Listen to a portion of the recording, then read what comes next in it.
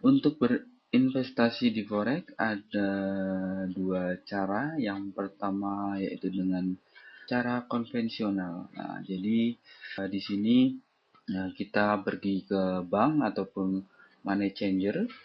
Di situ kita bisa membeli ataupun menjual simpanan cadangan mata uang asing yang kita punyai. Kita ambil contoh, katakanlah kita mau invest sebesar 1000 US dollar ya. Kita contohkan misalnya satu dolarnya itu 9.000 rupiah. Jadi di sini kita membutuhkan modal sebesar 9 juta rupiah.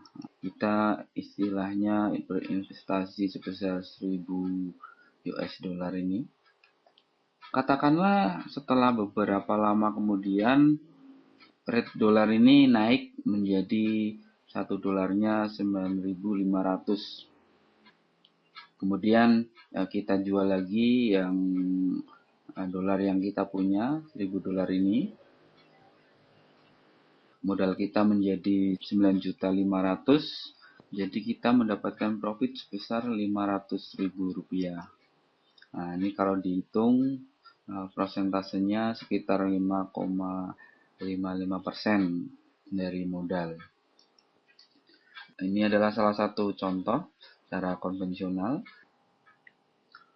Lalu apa kelebihan dari model konvensional ini? Pertama adalah bahwa seandainya kita ruginya ini tidak akan melebihi dari modal yang kita keluarkan. Jadi kita tadi modal 9 juta, tidak mungkin kita modalnya akan habis sampai 0 rupiah, karena tidak mungkin rate dolar rupiah itu sampai 0 ya. Jadi dengan model konvensional ini kerugian tidak akan melebihi modal.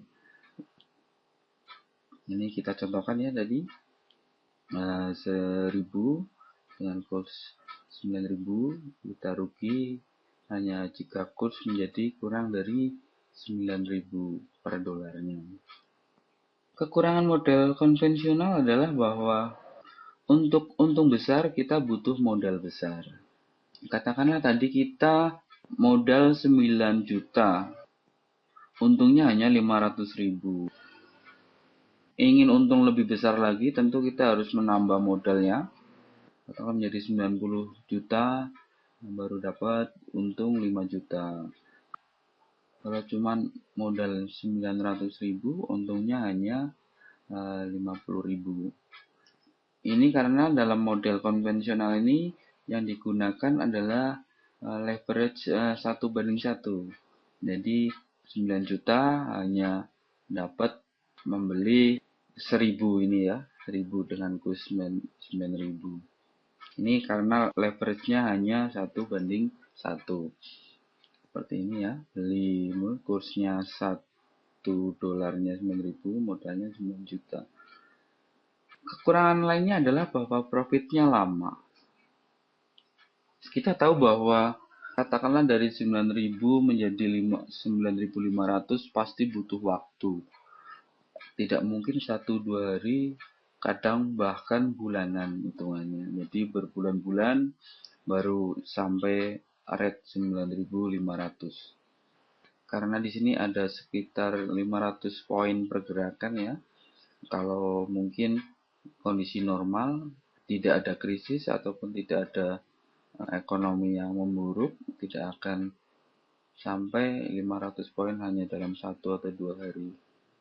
Jadi untuk model konvensional ini, untuk bisa profit 5%, 10% atau 20% itu waktunya sangat lama.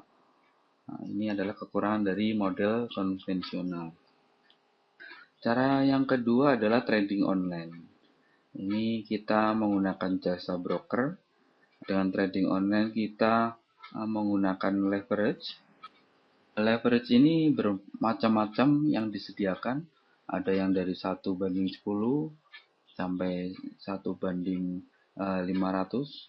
Nah, kadang bahkan ada yang 1:1000. Nah, ini keuntungan apa yang kita peroleh dengan penggunaan leverage?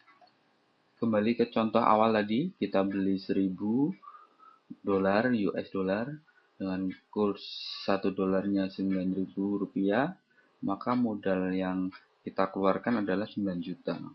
Jika kita menggunakan leverage, katakanlah leverage-nya 1:100, maka modal untuk membeli 1000 US dollar ini adalah 10 dolar.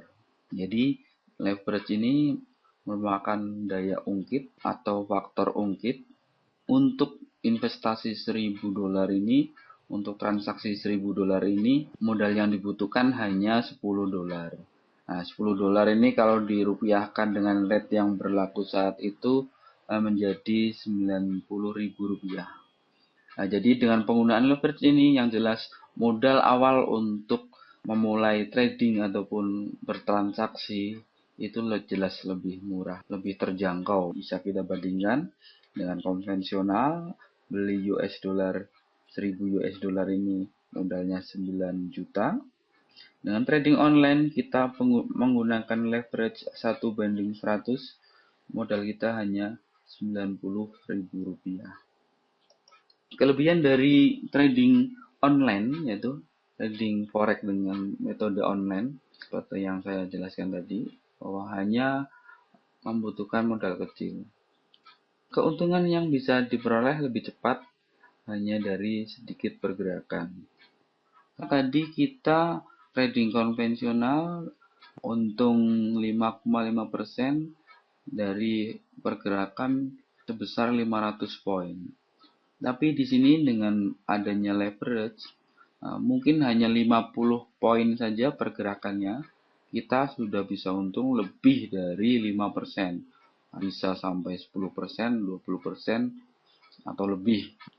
Ini adalah kelebihan dari trading online, hanya butuh modal kecil untuk memulai investasi. Keuntungan bisa lebih cepat hanya dari sedikit pergerakan harga.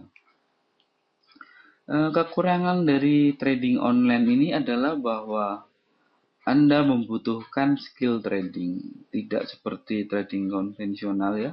Mungkin kita hanya melihat situasi ekonomi baru kita trading konvensional. Tapi untuk trading online kita memang butuh skill trading. Kita harus bisa menganalisa pergerakan harga berdasarkan analisa teknikal ataupun fundamental. Ini untuk mendapatkan skill trading kita jelas pasti butuh belajar dan pasti memerlukan proses. Kekurangan yang kedua adalah bahwa kerugian bisa mencakup seluruh modal. Di trading konvensional kita tidak mungkin habis uang kita, modal kita nggak mungkin habis, tapi di trading online ini seluruh modal kita bisa habis karena adanya penggunaan leverage tadi. Leverage ini ibaratnya dua sisi pedang. Di satu sisi kita bisa profit dengan cepat dan dengan persentase yang besar. Di sisi lain kita juga bisa rugi dalam jumlah yang besar, bahkan sampai seluruh modal. Karena kerugian bisa mencakup seluruh modal, kita perlu memahami tentang manajemen risiko. Nah, ini kekurangan dari trading online, bahwa kita perlu pengetahuan tambahan tentang manajemen risiko. Oke, di video selanjutnya akan kita bahas tentang pengertian leverage. Mungkin bagi yang belum paham tentang penjelasan di depan tadi, nanti bisa lebih diperjelas. Saya akan memperjelasnya di video selanjutnya, yaitu tentang pengertian leverage ini. Nah, nanti di sini akan lengkap sekali saya akan bahas mungkin dalam satu atau dua video berseri ya, karena pemahaman forex salah satu yang terpenting adalah memahami tentang pengertian leverage ini. Oke.